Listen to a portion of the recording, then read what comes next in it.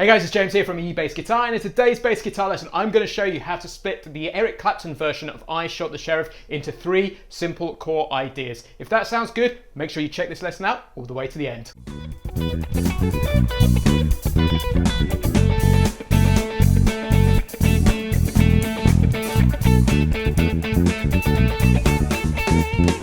Hey guys, it's James here from eBassGuitar, and in today's bass guitar lesson we're going to be looking at the Eric Clapton version of the tune I Shot the Sheriff. This is a great tune for beginner to intermediate bass players because it's got a fantastic funky groove in it, but it's also got a unison bass line which is a little bit more challenging, and this is a really important skill to be able to play unison bass lines accurately. So just before we hit the lesson content, I want you to know that there's a completely free PDF that comes with this lesson, so you can see all of the ideas we're discussing today written out in standard notation and tab.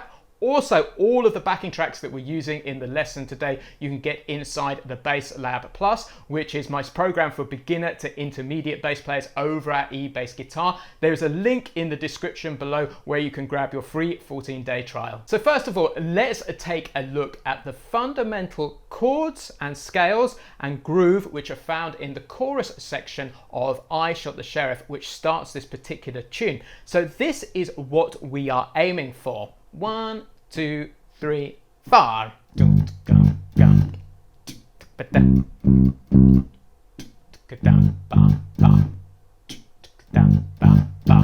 So that is 1 bar of G minor to a bar of C minor, and then back to 2 bars of G minor. And then that is repeated to create an 8-bar section. All of the notes we are playing here are related directly to one particular scale, and that is the G natural minor scale. So let's play that. So that is a G, an A B flat, a C, a D, an E flat, an F, and a G. These particular 7 notes will give us all the basic note choices we need to play I Shot the Sheriff. So let's take a look at the core groove which is running throughout this whole tune. What I like to do as a bass player is simplify things down into as few notes as possible. And for me, there is a 3-note groove which runs through the vast majority of this piece, which sounds like this. And what this groove is an 8th note on the first beat of the bar, and then our next note is placed on the last 16th note of the first beat. So bump, bump, like this. 3, 4, 3, 4, 3, 4. And then the 3rd note is placed halfway through the 2nd beat. So then the 2 beats rest at the end of the bar. 3, 4. To get it even more accurate, you might want to try this counting to go with it, which is 1, 2, 3, 1, 2, 3, 1, 2. 1, 2, 3, 1, 2, 3, 1, 2, 1. 1, 2, 3, 1, 2, 3, 1, 2, 1. And that will give you the really accurate note placements so you can get it really funky. Now let's try this with the backing track so you know what it sounds like.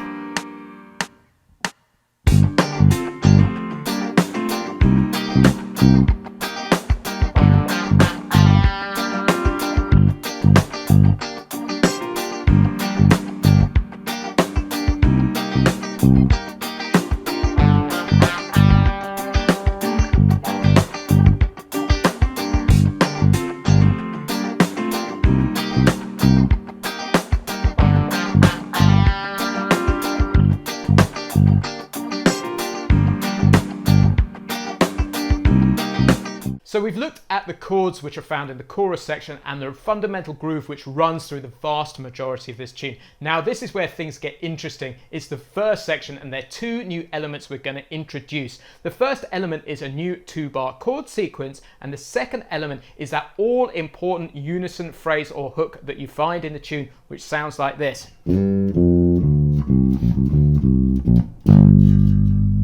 So let's talk about the new chord sequence found in the verse. This is 2 beats of E flat, 2 beats of D minor, and then a bar of G minor. Let's talk about the rhythm now. This is really interesting because it is effectively a 2-beat note on the E flat, and then a 2-beat note on the D minor, and then we hit the groove that we discussed in the chorus section. 3, fa. 3, fa. What I love is the light and shade that comes from this. So we have this really simple bass line here, and then we have the funky bass line there. And basically it switches between the two, which sounds really super cool. And now this sequence is repeated 5 times. Then we hit the all-important unison phrase, which is based on a G minor pentatonic. So let's play it through. Like that. So let's take this apart. The first 3 notes are exactly the same rhythm as the groove that we talked about in the beginning of this lesson. So ba ba bum, and so that is a G, an F and a D, like that. And then the next note is a C, and this is played just after the 3rd beat. So ba ba ba ba, like that.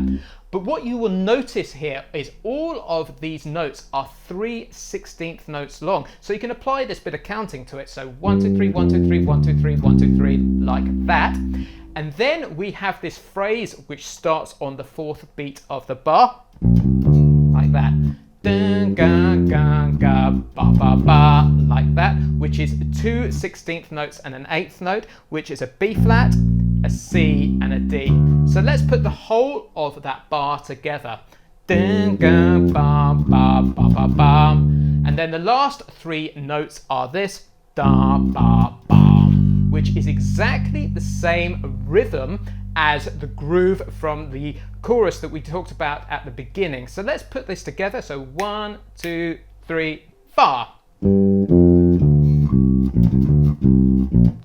1, 2, 3, 4. And then we have to hold that note for 4 beats. So when we actually look at this unison phrase, or hook is another word that you might hear for it, it is actually 2.5 bars long. So I like to think of the first bar as 4 beats long, and then a 2/4 bar, and then a bar of 4, which is where the note is held. Make sure you download the free PDF so you can see this written out, because it will help to make a lot more sense when you see it written out in standard notation in tab. So let's try this with the backing track so you know what it sounds like.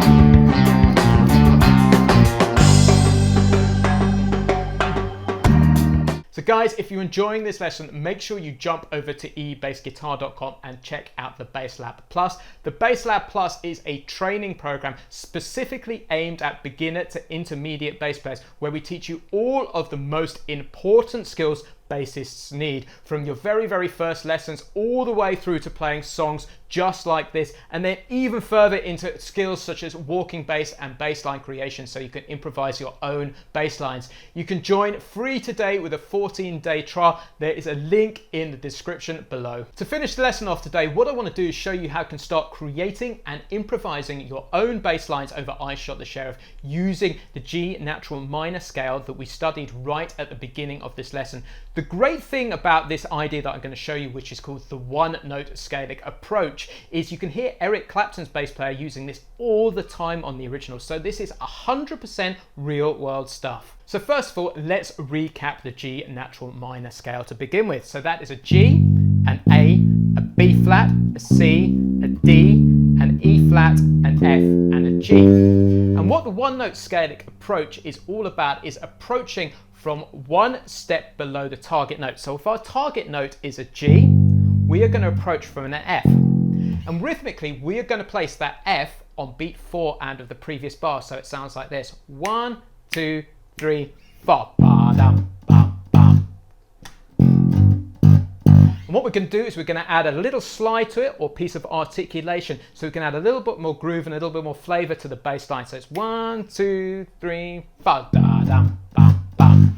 like that. And then we can do exactly the same to the C chord. We're going to approach from a B flat below, ba-dum, bum, bum, and then back to the G minor like that. Da-dum, dum, dum, da-dum, dum, dum.